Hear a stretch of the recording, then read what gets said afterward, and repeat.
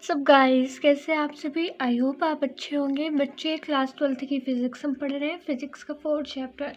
अगर आपने first second third नहीं पढ़ा है तो प्लीज़ जाके पढ़िए उसे।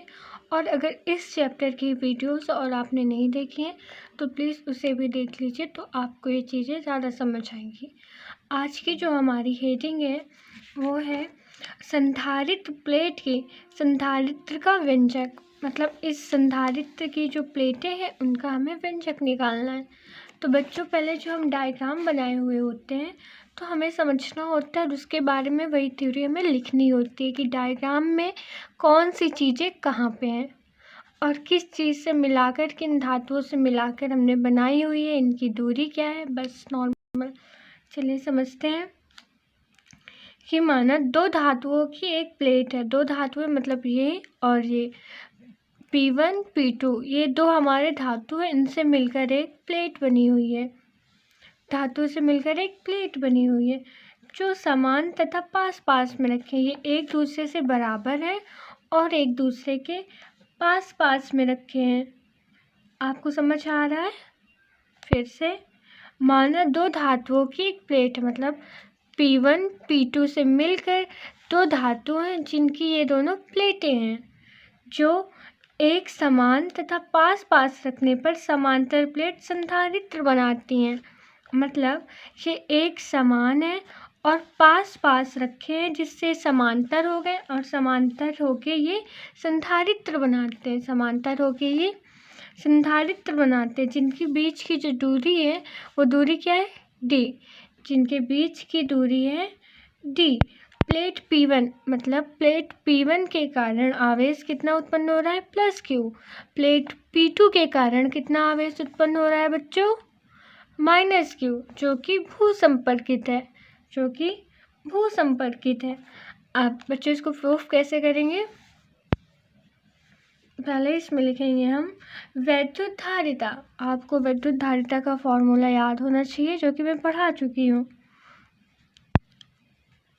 वैद्युत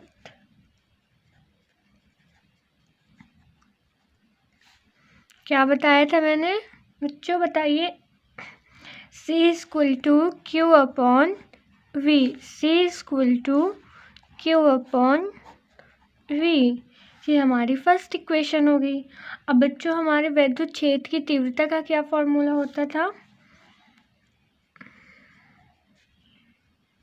वैद्युत क्षेत्र तीव्रता E इक्वल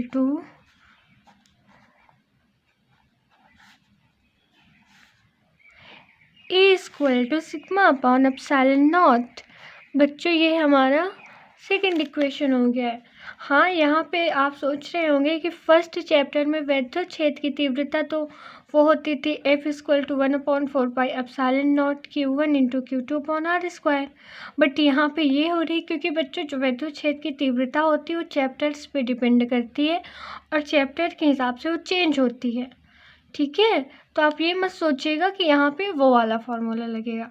इस चैप्टर के बेस्ड जब हमने आपको पढ़ाया था आंशिक परावैद्युत वैद्युत क्षेत्र की तीव्रता, तब मैंने आपको ये बताया था कि वैद्युत क्षेत्र की तीव्रता वहाँ से हमें ये मिलती है। ओके, तो ये आई होप आपको समझ आया होगा। अब ये जो हमारा सिग्मा है इसको हम लिख सकते हैं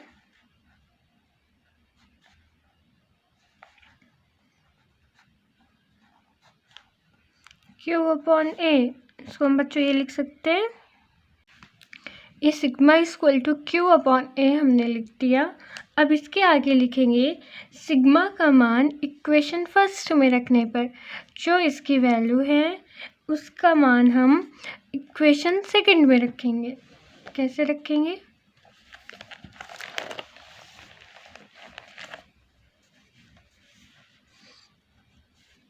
सिग्मा का मान समीकरण सेकंड में रखने जो देखिएगा अच्छे से, E equal to Q upon A epsilon not.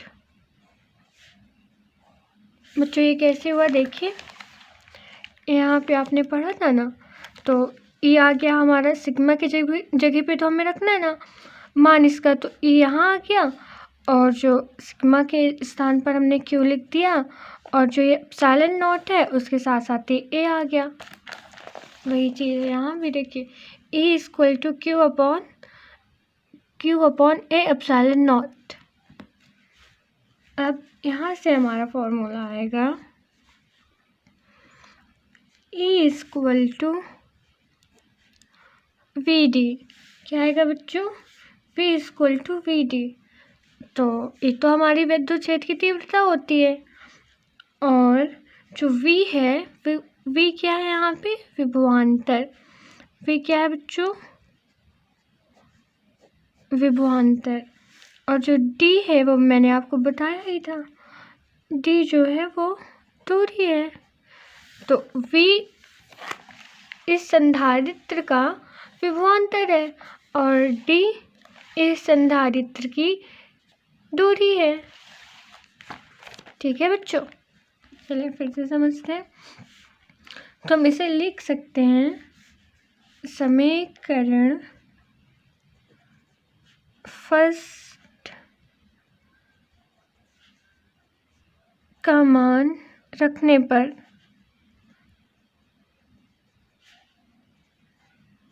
तो बच्चों कैसे रखेंगे हम इसमें?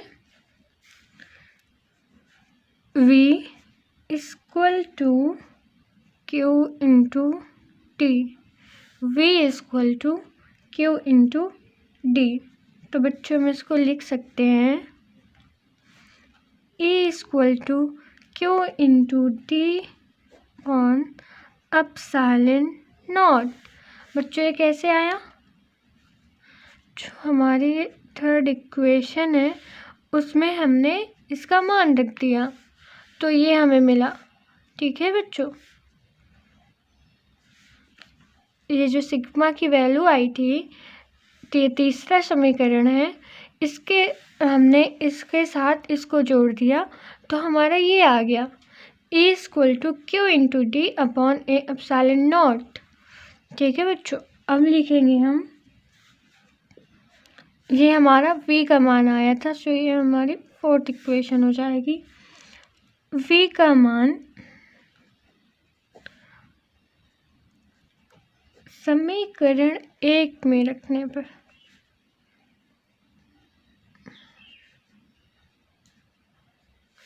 V का मान समीकरण 1 में रखेंगे तो बच्चों क्या लिखेंगे? C equal to Q into D upon A epsilon not.